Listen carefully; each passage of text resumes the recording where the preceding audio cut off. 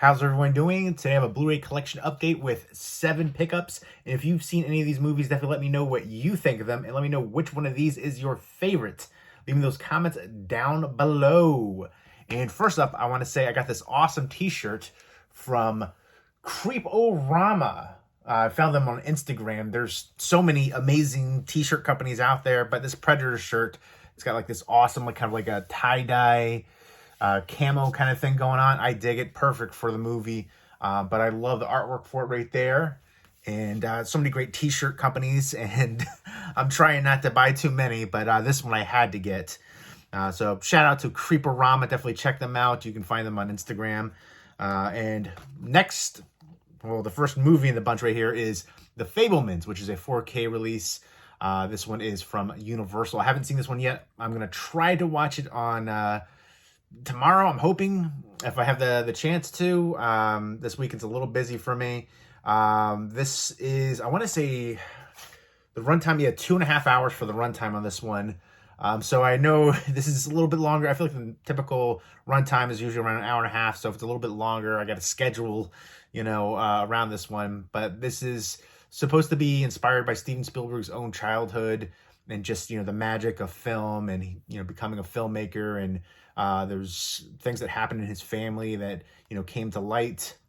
And this looks like it has a great cast here too. You got Judd Hirsch, Paul Dano, Seth Rogen, Michelle Williams, a few other recognizable people. So it looks like it's going to be an inspirational drama. It kind of reminds me a bit of Cinema Paradiso from just, the shots that I've seen right here. Let me know what your favorite Steven Spielberg movie is and what do you think is an underrated Steven Spielberg movie. And that's kind of hard to say because the majority of his movies are super popular. But one I think deserves a 4K release is Minority Report. I don't know how that one doesn't have a 4K release. I feel like that is really well suited for the format, and I hope that it gets a 4K release soon. I just remember the visuals looking great sci-fi action. I love the heck out of that one. One of my favorite Tom Cruise movies. It's up there. But this one looks like it's going to be, again, an insight into Steven Spielberg's family and life and, the art of film, the love of film, the passion right there. So looking forward to checking it out. I've heard a lot of great things about it. New York Post blurb right there. The best movie of the year. We shall see. Let me know what you think the best movie of 2022 was. Next up is, I believe this is the 25th anniversary, 25th anniversary edition 4K for Belly. And there is a Steelbook for this as well. And I might get that Steelbook, actually. It's funny, a few months ago, I bought the Blu-ray. And then literally the next night, the 4K was announced. I was like, of course, that's happened a bunch of times. But like that was like just right away. And I like the kind of hollow foil effect. You can kind of, when it catches the light a little bit, even on the back, it has it. But I love this one growing up as a kid. And I think it still holds up now. Two best friends, Sincere and Buns, and, getting deep into the, drug dealing game. And they're kind of going on separate paths. And towards the end for DMX's character, it's kind of redemptive. But some wild characters in here. Just, again, you got Method Man in here, Nas, DMX, Terrell Hicks, who absolutely stunning in this movie.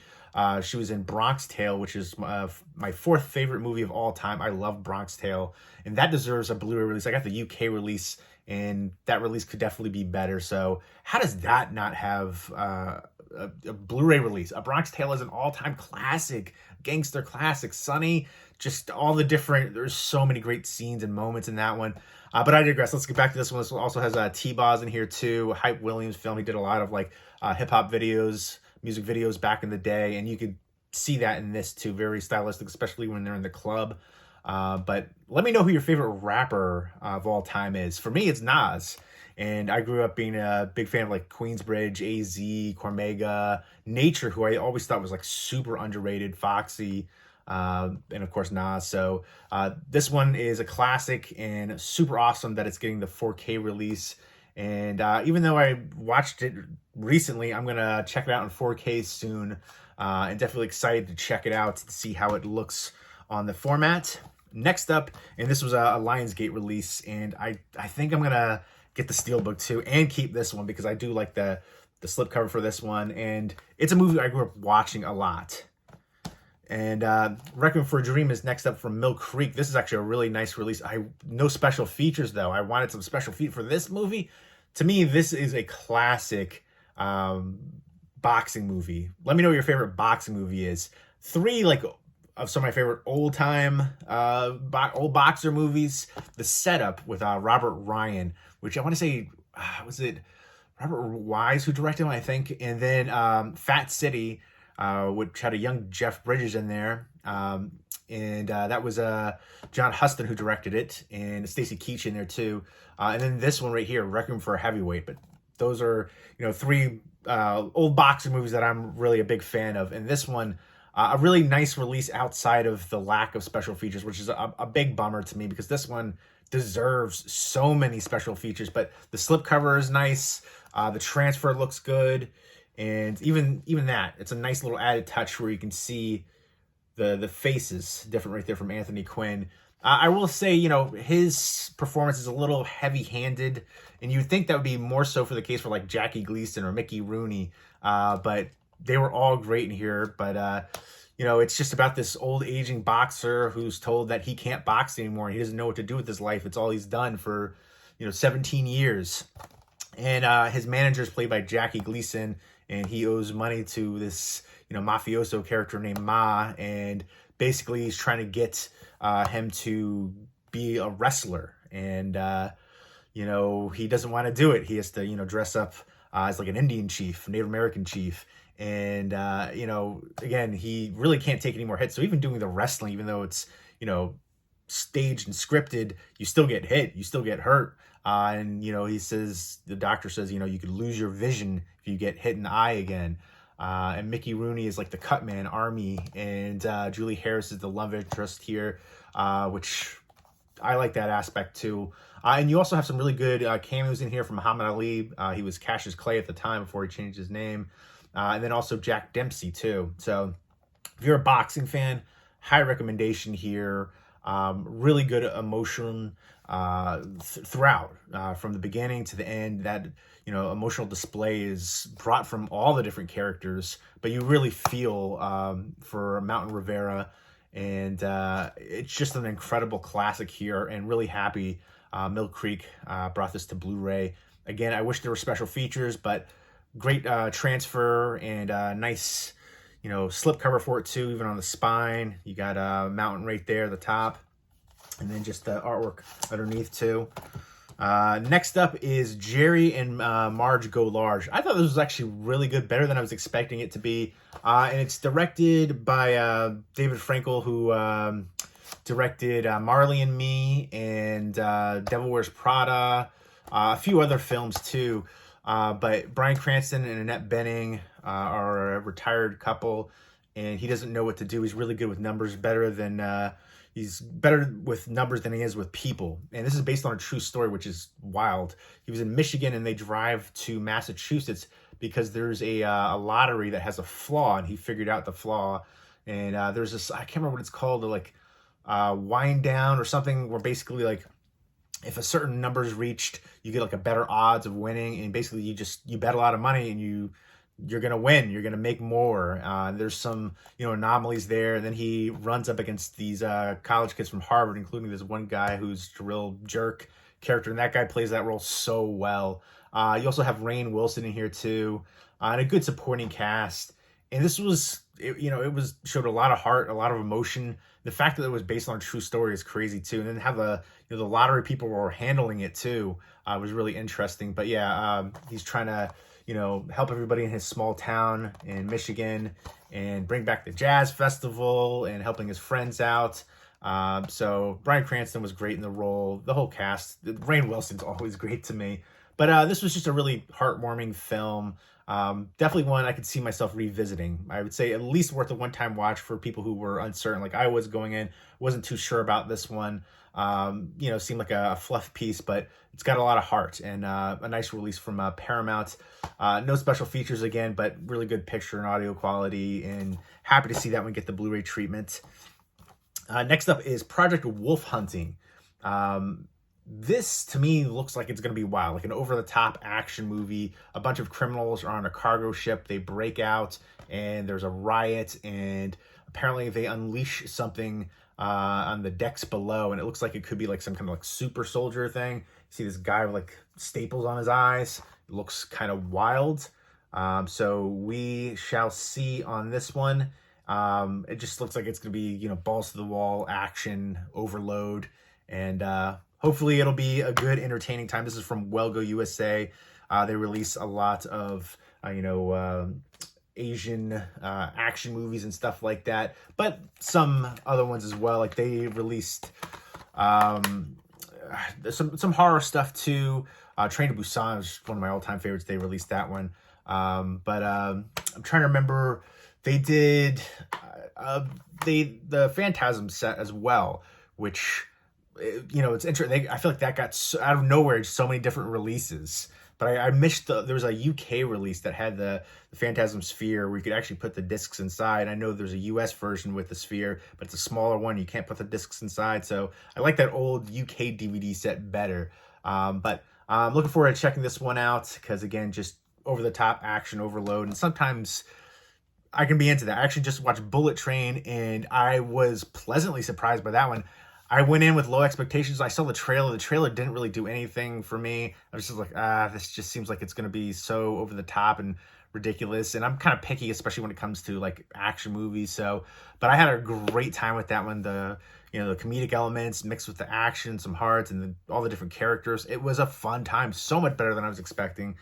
But next up is WWE Legends Biography Volume 3. Now, this is a reason why you should always open your movies. I see so many people say they have all these different movies. They've never opened them. I've seen people say they bought a movie and they never plan to open it or watch it. I just don't understand that. But I got WWE Legends 1 and 2, Volumes 1 and 2 on DVD. That's only on DVD. And when I opened up Volume 1, the discs inside were for Volume 2. So I had to reach out to Lionsgate, and they sent out a replacement for it. But I think that was an issue early on. I've had that happen where, you know, there's different things where there's like a digital code missing, a disc missing for different companies and releases. And there's some ones where there was, I got a Blu-ray and for a movie, and then inside was a disc for a TV show, completely different. So, you know, check, you know, there can be damaged discs as well. Open your movies, watch them. That's what they're for. But I am a fan of wrestling. I grew up, especially for the Attitude Era. Let me know who your favorite wrestler is. Just watched SummerSlam. Predictable, but still an entertaining time. I think the Royal Rumble, sorry, that's what I meant to say. I watched Royal Rumble, not SummerSlam. Timing's off for that. But I just watched Royal Rumble, and the initial Royal Rumble, like I didn't know it I don't remember it starting out like that with just the Royal Rumble match. And then also I feel like they mismanaged certain people, and it was so predictable who was going to win for a lot of the matches, but it's still outside the main one. I was kind of disappointed with that, but the rest of it was a really good time. But it looks like you're going to have Goldberg, Kurt Angle, Edge, Undertaker, Lex Luthor, Rey Mysterio. Is it going to be just D-Generation X and the Bella Twins? So I am definitely looking forward to checking this out. Lex Luger, I know he has a lot of like health concerns and stuff going on now. And is Eddie Guerrero they have Eddie Guerrero, it looks like right there on the back, for sure. And interesting. I don't know where that's weird. But, yeah, I mean, that's for sure Eddie Guerrero, right? Yeah, I'm not losing my mind, right? So that's interesting because I don't see him back unless, you know, they're tying him into, you know, with Rey Mysterio or something like that with some other, you know, people that they've wrestled with and WCW and stuff like that too. But, yeah, Undertaker, Goldberg, Bella Twins, Kurt Angle, Lex Luger, DX, Edge, Rey Mysterio, and then WrestleMania is the final one right there. So maybe he was in one of those matches that they have on there. Either way, I love these biography sets. Some really interesting stuff I didn't know about the wrestlers, a lot of their, you know, personal stuff. I feel like sometimes they tell you a lot of personal stuff, and then some of the other ones, I feel like they don't tell you all that you already know. And I was like, I wanted to hear more with this aspect. But either way, I'm excited to check this one out, Volume 3. I've got the first 2 now. I can complete it right there, and I hope they continue to make more. Next up on DVD is Fear the Walking Dead, the complete 7th season. The original Walking Dead, I feel like went downhill. The writing got so derivative, I stopped watching. I feel like I should finish it because I think I went in like 8 seasons and was it like 12 seasons? I think it just ended finally. Can't even believe that show kept going as long as it has. I feel like when I would see like the posts for, the finale and stuff like that, I see all like the top posts were like, the show's still on. I can't believe the show's still on. I feel that way too, but Fear the Walking Dead was actually, like, some of the episodes I saw of this were better than The Walking Dead, towards the end of The Walking Dead especially, but I'm looking forward to checking this one out. I haven't seen the 7th season, so that is interesting. I know some of the characters went over, I think, too. I know he did, and I know they're going to do, like, more spinoffs and stuff, and I've heard like they're going to do a Walking Dead movie. We shall see. I was really bummed because I loved The Walking Dead for the first few seasons. Like, I want to say the first 4 seasons were awesome for me, and then it just kind of progressively went downhill. It was like a shock and awe episode, and then filler episodes, just derivative, and they killed off all the characters I cared about. So, I don't know. I just kind of, once, I don't know. I feel like you should know by now, so I don't know. But, once Carl, I was like, there's nobody I can, Glenn was my favorite character. Let me know who your favorite character from The Walking Dead is. And did you continue to the end? Did you stop watching like I did? But I feel like, 8 seasons, and I should finish it, right? I almost feel like I should restart the whole thing, but that is such an obligation right there. But yeah, there we go. This does have a Blu-ray release as well. But pretty awesome haul right here. Eclectic mix again. Let me know if you've seen any of these. And, the director of Wolf Hunting did a movie called The Chase, which was really good, too. So I'm looking forward to Kim Hyung Shek, I think, is the minuscule writing on here is so, it's hard for, come on, give me better than that. But the director, again, The Chase was a good one. And he directed a couple other things that I like, too. But definitely looking forward to checking that one out for that reason as well. But some good stuff in here. Let me know if you've seen them, what you think of them. Let me know which one is your favorite. Let me know what you've watched recently that you think is recommendation worthy. Give me some recommendations for movies to check out and TV shows too. My favorite TV show currently is Yellowstone. And I did check out the first spinoff, which was, actually I have it right over here somewhere. I want to say it was 1883. I want to say that was that one. And there's the other one that came out 1921, 27, something like that. But I saw the first episode. I got to finish watching that. But I'm excited. Mandalorian's coming out soon, so I'll be watching that 3rd season. A lot of good stuff, and a lot of movies I want to catch up on before the Oscars. Let me know what you think is going to win Best Picture. And give me some underrated movies from 2022 to check out. Leave me those comments down below, and I hope everybody's doing well. Take care.